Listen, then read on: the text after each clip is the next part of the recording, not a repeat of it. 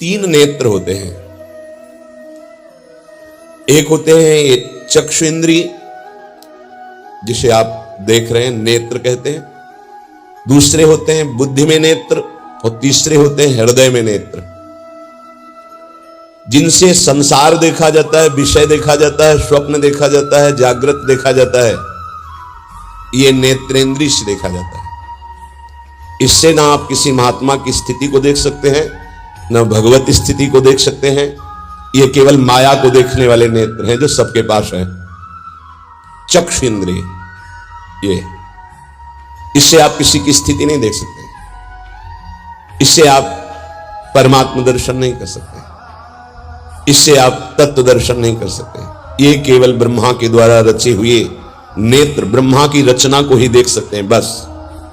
आगे है बुद्धि नेत्र, ये ज्ञान नेत्र हैं। जब बुद्धि में ज्ञान नेत्र प्रकाशित होता है तो तत्व बोध होता है, और भक्तों के हृदय नेत्र खुलते हैं। ही के नयन निहारी, हृदय के नेत्र जब खुलते हैं तो प्रिया प्रीतम की रूप माधुरी, लीला माधुरी, ये उसके नेत्रों में, इन नेत्रों में झलकते हैं। अंदर के दो नेत्र जब ज्ञान चक्षु खुलते हैं तो सर्वत्र आत्म तत्व का दर्शन करता है, अपने स्वरूप का अनुभव करता है, ब्रह्म तत्व का अनुभव करता है। जब हृदय के नेत्र खुलते हैं तो सर्वत्र चिद चिद लक्षणम सर्वम राधा कृष्णमयम जगत, वो तत्व को राधा कृष्ण के रूप में, जैसे गोस्वामी जी सिया राम में।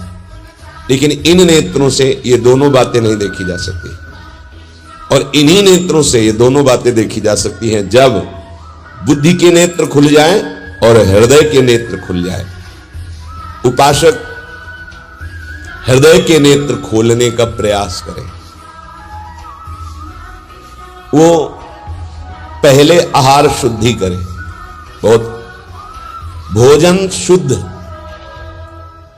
बड़ी कृपा है, आकाशवृत्ति से जीवन चलता है, श्री जी का भोग लग करके मिलता है, परम पवित्र है। अब जो बात करें, पाते समय उपास्य देव के सिवा अन्य कोई विचार नहीं रह जाना चाहिए, ये ध्यान उपासक दे। इसीलिए नाम कीर्तन चला दिया जाता है, चलता है नाम कीर्तन, नाम कीर्तन चला दिया जाता है कि आपका मन किसी विषय का चिंतन न करने पावे, नाम कानों में पड़े और चिंतन नाम का हो। जब हम भोजन के साथ भजन चलाते हैं तो वो भोजन जब पचता है तो नस नस में परम पवित्रता और भजन के परमाणु फैलाता है। अब जैसे आजकल भोजन की प्रथा, जूता मोजा वही सोच में पहन के गए हैं, वही लघु शंका में, और वही होटल में बैठ के वैसे ही जूता मोजा, वही कपड़े, वैसे ही बनाने वाला क्या भाव वाला है, कैसी पवित्रता रखता है, और पाने वाला क्या भाव रखे हैं और कैसी पवित्रता है, इन सब का प्रभाव भोजन पे पड़ता है। अगर भोजन ठीक नहीं तो बुद्धि निर्णय नहीं कर पाएगी ठीक। हृदय के नेत्र खुलने के बाद तो बहुत दूर रही, इन नेत्रों से भी सही नहीं दिखाई देता, गंदा ही दिखाई देने लगता है। इन नेत्रों में गंदगी बढ़ जाती है। जिसकी तरफ देखो तो वासना की दृष्टि से देखो, दोष दृष्टि से देखो, राग द्वेष की दृष्टि से देखो, ब्रह्म दृष्टि, भगवत दृष्टि उसकी नहीं आ सकती। ये बहुत जरूरी है। अरे कहीं भागा थोड़ी जा रहा है भोजन, धैर्यपूर्वक चिंतन करते हुए, नाम चल रहा है तो उसी नाम का चिंतन करते हुए।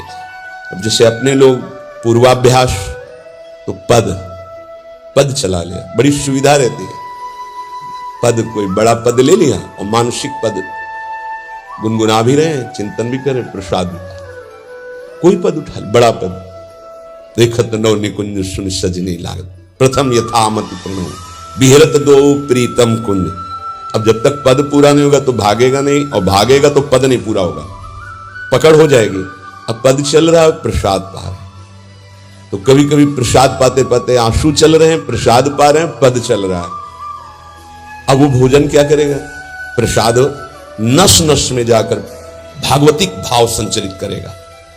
अब आप प्रसाद पा रहे हैं, किसी द्वेषी का चिंतन कर रहे हैं, गुस्सा आ रही, अब नस नस को वो क्रोध से युक्त करने वाली वृत्ति पैदा करेगा।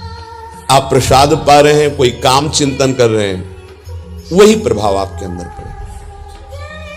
हमारी पद्धति रही है प्रसाद पाने की, चाहे जितना पवित्र हो, पर भोजन पाने के पहले हाथ पैर धोए गए, कुल्ला किया गया, पवित्र हो करके फिर वहां बैठ करके पद्धति थी, आसन पीढ़ा चटाई बिछा दी गई, पवित्रता पूर्वक बैठे, भोग सामने आया, भगवद अर्पित प्रसाद है तो जय जयकार और कीर्तन करके पा रहे हैं।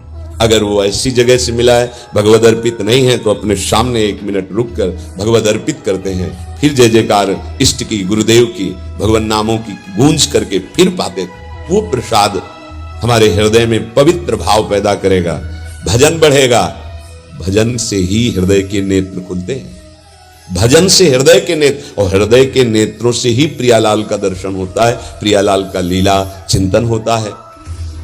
जो अपनी नस नस में नाम, पवित्रता, भक्ति, ज्ञान, तो भोजन में बहुत सावधान रहिए। ये 24 घंटे के लिए हमारे विचारों को अपवित्र या पवित्र करेगा भोजन।